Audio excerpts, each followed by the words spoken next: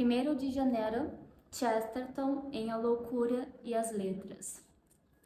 Ontem à noite, enquanto ouvia os sinos de Ano Novo badalarem como grandes canhões na escuridão, fiz uma resolução de Ano Novo, que consistia em 48 sessões, 46 das quais são muito interessantes, mas não dizem respeito ao leitor. As 2 últimas podem ter interesse público, pois pretendo quebrá-las. Eram, primeiro, que com a ajuda dos céus não escreveria sobre o Ano Novo. Segundo, que não escreveria sobre mais nada, mas me retiraria a um mostreiro da minha própria religião, na qual ainda não foi fundada.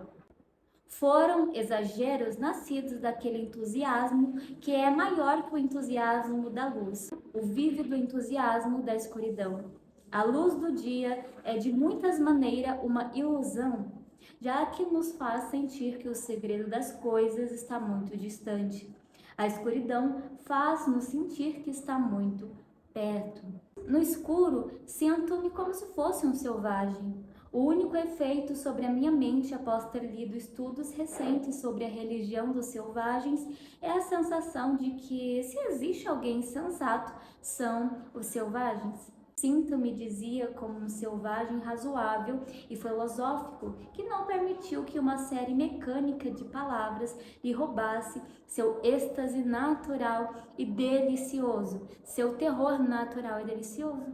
Sinto-me como um selvagem que acreditasse que um urso de enormes proporções havia feito as estrelas e que esse urso subitamente afeiçoou-se a ele e o abraçou. É assim que me sinto no escuro.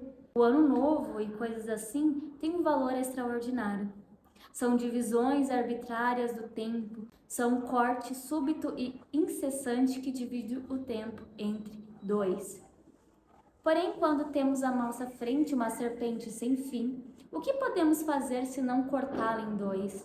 O tempo é serpente infindável e é, sem dúvida nenhuma, uma serpente. A verdadeira razão pela qual surgiram as estações e festas e aniversários é porque, de outra forma, a serpente do tempo arrastar-se-ia lentamente em toda a extensão sobre todas as nossas impressões. E não haveria a oportunidade de perceber claramente a mudança de uma impressão para outra.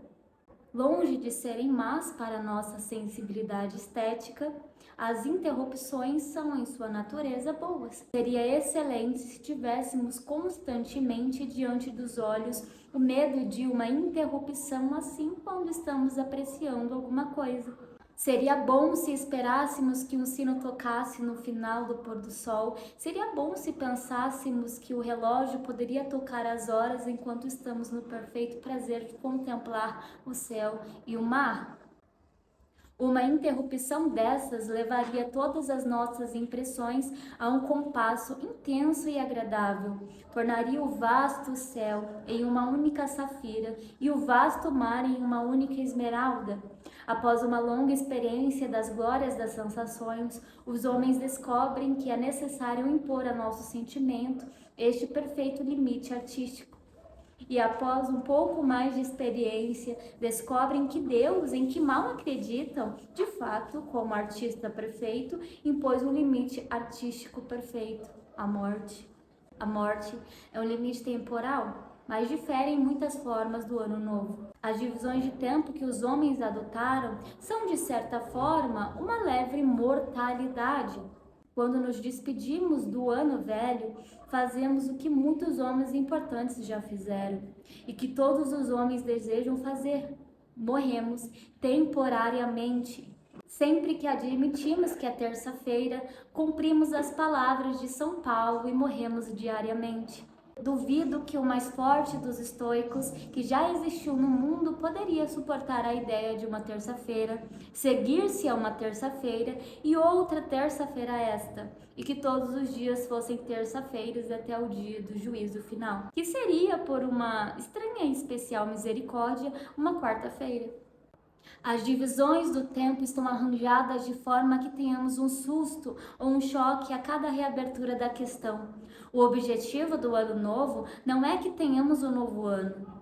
mas que tenhamos uma nova alma e um novo nariz, novos pés, uma nova coluna, novas orelhas e novos olhos. A ideia é que possamos olhar instantaneamente para um mundo impossível.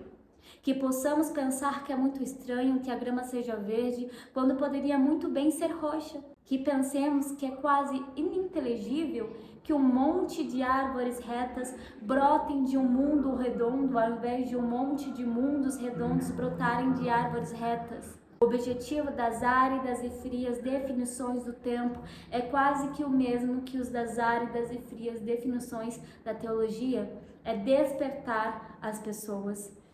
A menos que um certo homem fizesse resoluções de ano novo, ele não faria resolução nenhuma. A menos que um homem recomece as coisas do início, com certeza não fará nada efetivo. A menos que o homem parta do estranho princípio de que nunca existiu, é certo que nunca existirá depois. A menos que um homem nasça de novo, não entrará no reino dos céus.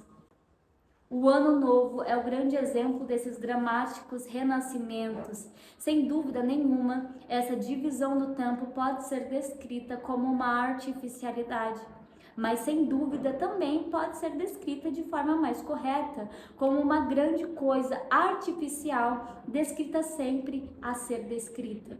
Mas sem dúvida também poderia ser descrita mais correta, como uma grande coisa artificial deveria ser descrita. Isto é, como uma das grandes obras-primas dos homens. A humanidade, como argumentei no caso da religião, percebeu com uma precisão tolerável suas próprias necessidades. Viu que tendemos a cansar-nos dos mais eternos esplendores e que uma marca em nosso calendário ou um repicar de sinos à meia-noite lembrar-nos de que acabamos de ser criados. Temos resoluções de ano novo. Mas não apenas resoluções de sermos bons, façamos também a resolução de notarmos que temos pés e agradecer-lhes com a cortesia de uma vênia pelo fato de nos carregarem.